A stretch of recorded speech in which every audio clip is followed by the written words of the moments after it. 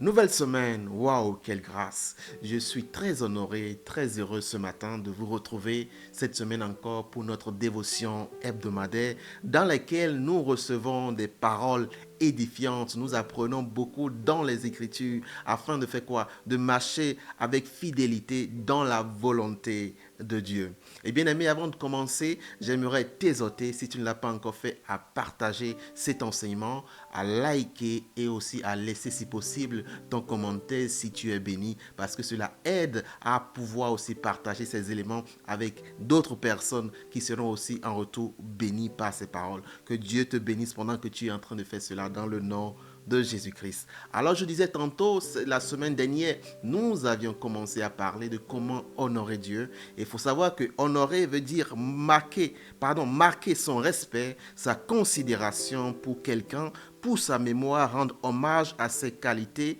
à son mérite. Et nous avions commencé à voir déjà cette manière d'honorer Dieu, c'est-à-dire cette manière importante de pouvoir faire quoi? Apprécier la grâce de Dieu dans notre vie, apprécier, c'est-à-dire estimer la valeur, la grandeur de ce qu'il est dans notre vie. Alléluia. Et comment y arriver à lui donner tout l'honneur qu'il mérite. Nous avions commencé à voir que en toutes choses, la première des choses, c'est de mettre Dieu en tout, de lui donner la première place en tout. Après, nous avions vu servir Dieu. Il faut donner de ton temps à lui. Il faut le servir de tout ton cœur. Et ce matin, nous allons continuer avec le reste qui, là, en troisième position, nous avons obéi à ses commandements. Alléluia. L'une des choses qui importe aujourd'hui dans notre foi, c'est l'obéissance à Dieu. Et le diable combat, c'est-à-dire très durement, notre obéissance à Dieu. Et depuis le commencement, c'est son œuvre en fait. Alléluia. Dès le commencement, il a commencé à combattre l'obéissance des enfants de Dieu. Il a combattu l'obéissance de Adam et d'Ève à Dieu. Et c'est là que le péché est entré. Et aujourd'hui, il continue toujours de faire quoi? De combattre notre obéissance à Dieu. Parce que derrière notre obéissance, derrière ton obéissance, se cachent des bénédictions. N'est-ce pas? Il nous a dit dans Deutéronome 28, verset 1, que si tu obéis à la voix de l'Éternel ton Dieu, en observant et en mettant en pratique tous ces commandements que je te prescris aujourd'hui, l'Éternel ton Dieu te donnera la supériorité sur toutes les nations de la terre. Il précise toutes les nations de la terre, c'est-à-dire en d'autres termes, tous les domaines de ta vie, tous les aspects de ta vie, l'Éternel t'accordera la supériorité à condition que tu fasses quoi? Que tu obéisses, à savoir que tu obéisses en observant et en mettant en pratique ses commandements. Et la parole nous déclare que ces commandements ne sont pas pénibles. Alléluia. Le diable te met des faux raisonnements dans le sens que les commandements de l'Éternel sont pénibles, alors que ces commandements ne sont pas pénibles. Alléluia. Et je prie ce matin que la volonté, le désir de faire quoi? De faire la volonté de Dieu, d'être obéissant à Dieu en toutes choses, te soit accordé dans le nom de Jésus-Christ. La parole déclare dans Jean 14, verset 15 que si vous m'aimez, gardez mes commandements. On ne peut pas aimer quelqu'un sans pouvoir garder ce qu'il nous dit, sans pouvoir pour autant dire que voilà, on ne l'écoute pas. Non, non, non. Lorsque tu aimes quelqu'un de tout ton cœur, tu fais ce qu'il te dit. Lorsque tu aimes quelqu'un de tout ton cœur, tu obéis à sa parole, même en son absence, même lorsqu'il n'est pas là, tu essaies de faire quoi? De rester docile, de rester obéissant. C'est de la même manière. Nous ne voyons pas Dieu, mais il voit toutes choses. Il connaît nos cœurs. Alléluia. Nous croyons que parfois que Dieu agit, Dieu est vivant dans notre vie et il voit toutes choses. Alléluia. Et il regarde, il connaît le cœur des obéissants. Et ceux qui sont obéissants à lui fait quoi? Il a dit, il donnera la supériorité sur toutes choses. Alléluia. Si tu veux aujourd'hui avoir la supériorité dans tous les domaines de ta vie, commence déjà à faire quoi? À obéir à l'Éternel, à observer ses commandements et à les pratiquer quotidiennement. Tu vas voir ce qui va changer dans ta vie. Et bien aimé, nous continuons avec le quatrième élément qui est d'honorer Dieu par notre corps et notre vie. 1 Corinthiens 6 du verset 19 au verset 20, la parole nous dit que ne savez-vous pas que votre corps est le temple du Saint-Esprit qui est en vous, que vous avez reçu de Dieu et que vous ne vous appartenez point à vous-même, car vous avez été rachetés à un grand prix.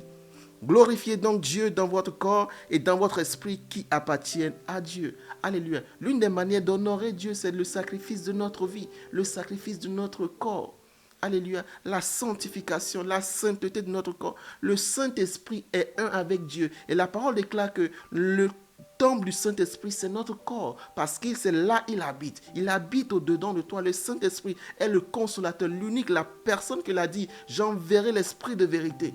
Il vous annoncera toutes choses. Il puisera de ce qui est en moi et vous l'annoncera. Si l'Esprit de vérité n'est pas en toi, si tu chasses l'Esprit de vérité en souillant le temple que tu es, en souillant tout ton corps, toute ton existence, bien aimé, tu déshonores Dieu. Tu dis indirectement à Dieu il n'a pas sa place dans ta vie. Et celui qui dit à Dieu, il n'a pas sa place dans sa vie, ne sera pas béni. Le regard de Dieu ne se posera pas sur cette personne. Alors, bien-aimé, ton corps, le sacrifice de ta vie doit être réservé à Dieu.